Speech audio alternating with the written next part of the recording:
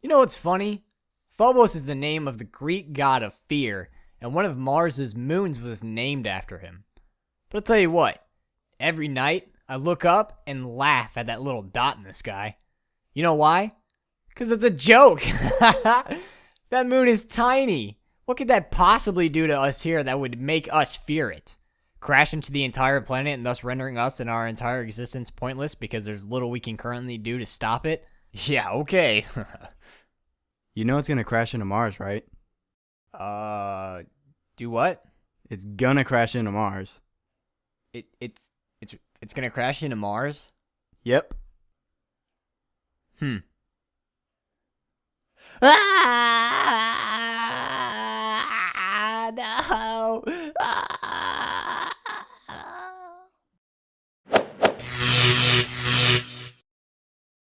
Hello, and welcome to Mars Part 2.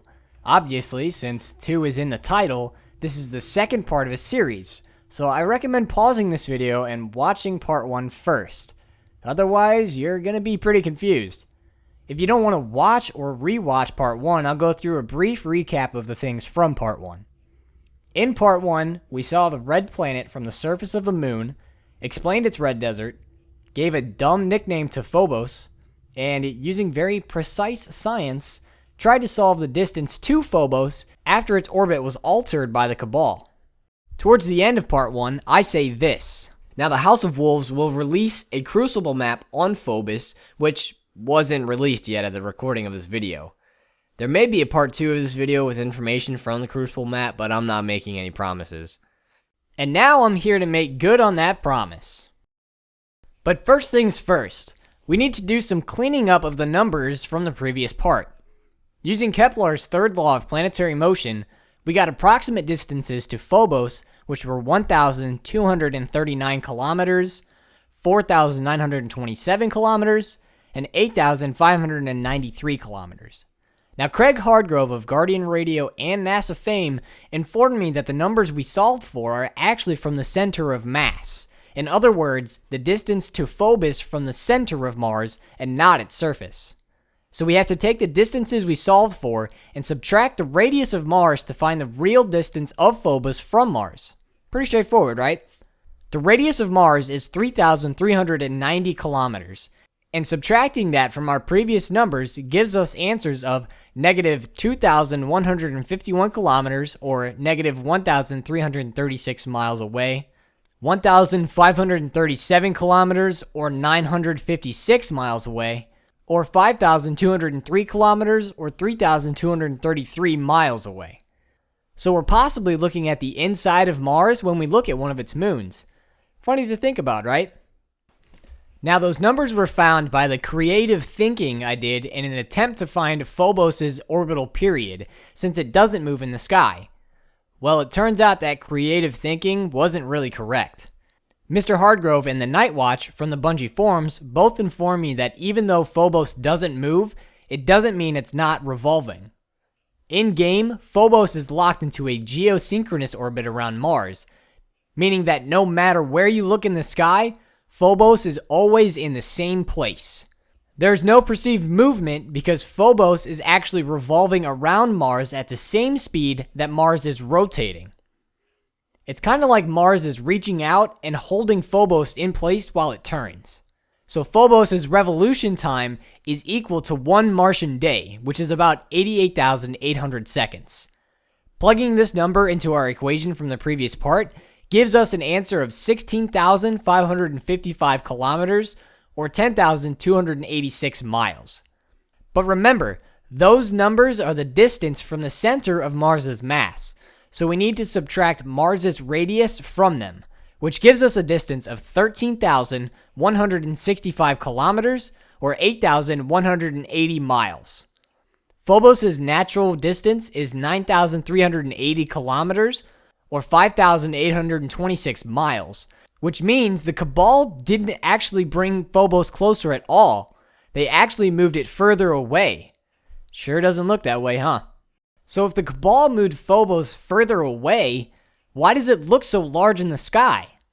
Well, it can't be the distance has decreased, so it must mean that the Cabal have actually increased the size of Phobos. We can find this new diameter of Phobos by using the angular diameter formula we used in the last part. Standing on the surface of Mars, we know that Phobos appears to be about 15 degrees. And using Kepler's third law, we know that Phobos is about 13,165 kilometers away. Now we just rearrange the formula a bit to solve for diameter and solve it, which gives us a diameter of 3,464 kilometers, which rivals our own moon. In fact, with this size, the diameter of Mars and Phobos in relation to each other are about the same as Pluto and its largest moon, Charon. Pluto and Charon have a unique orbit where they revolve around each other instead of Charon orbiting around Pluto. Could it be possible that Phobos and Mars revolve around each other just like Pluto and Charon do? Could the Cabal actually have changed our understanding about our solar system and created a dwarf planet and thus make the Mars-Phobos system a double planet? Well, not really. You see, besides the fact that these are unreliable observations by a very, very amateur astronomer in a science fiction game, the definition of a double planet is a binary system in which both objects are of planetary mass. Pluto and Charon revolve around each other not because they are about the same size, but because they are about the same mass. Although Phobos' size has increased, there really isn't a way to calculate its mass with the things we know. And believe me, I tried. I mean, I'm sure there is, but it's one that's way too complicated for me. Besides, even if the size has increased, the moon still isn't of planetary mass. An object of planetary mass has enough gravitational force from its mass to achieve hydrostatic equilibrium, meaning that it's rounded by its own gravity. For instance, look at Pluto, with these brand new awesome pictures from the New Horizons spacecraft sent to the Plutonium system. Even though it has been downgraded from a planet to a dwarf planet, it is still rounded from its own gravity. In fact, even our moon is rounded by its own gravity. But in-game, Phobos isn't massive enough to be rounded. Part of the reason Phobos isn't rounded has to do with its density. Phobos looks like a giant rock in the sky, but its density is actually less than rocks found on the Martian surface, which likely means it's pretty hollow. You see, it's probably a bunch of rocks held together by gravity, and giant caverns have formed where those rocks don't fit together well, which makes Phobos more of a pile of rubble than a solid moon. And it certainly looks that way from the surface of Phobos. Peering out across the surface reveal... Peering out across the surface reveal... Alright, hold on a second.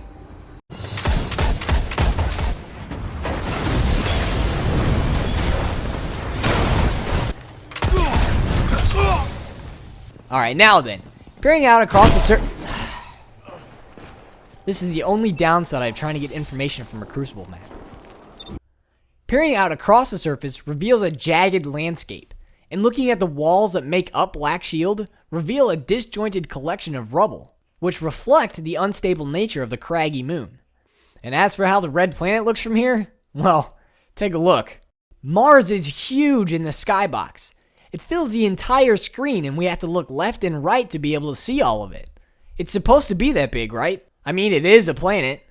Well, if we could stand on Phobos right now, Mars's angular diameter would be about 40 degrees, which makes it look about this big. But since the Cabal have modified Phobos' orbit, Mars will look a bit different from Phobos' surface. We can find its new angular diameter by using the formula from earlier, but instead of using the diameter of Phobos, we'll be using the diameter of Mars. And for the distance, we'll use the most accurate distances we've found. 13,165 kilometers and 5,203 kilometers from the last part. Popping these numbers in, we get answers of 29.5 degrees, which makes Mars appear about this big, and 74.6 degrees, which makes Mars appear about this big, which is nowhere close to how large it appears in-game. And that's pretty much it. I mean, there's a couple literary references. The name of the Crucible map, Black Shield, may reference a Greek tragedy called the Seven Against Thebes, in which the titular seven kill a bull over a black shield and swear an oath by Phobos, the god, not the moon. The name of the firebase is also a reference. In Edgar Rice Burroughs' Barsoom novels, The Martians living on the red planet have their own name for Phobos, which is Thuria. But that's pretty much it for Phobos. Now later this year, we'll have our first true expansion for Destiny titled The Taken King. This expansion is going to open a new patrol area, which is Oryx's Dreadnought ship in orbit around Saturn, which I totally called, by the way. But apparently, there are rumors that Phobos itself will also open up as a patrol area. Even if it doesn't, which it probably won't, the first mission for the Taken King takes place on Phobos. If there's anything worthwhile in the story mission or possible patrol area, I might make a third video for Phobos, but again, no promises. And, well, that's that. Thank you for watching.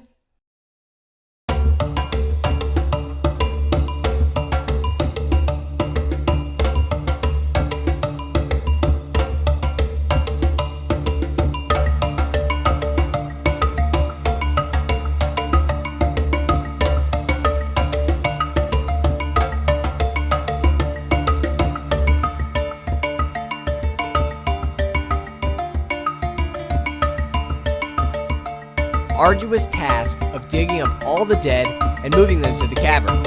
Fun fact, not all the bodies decomposed, and they left behind fat that was used to make soap.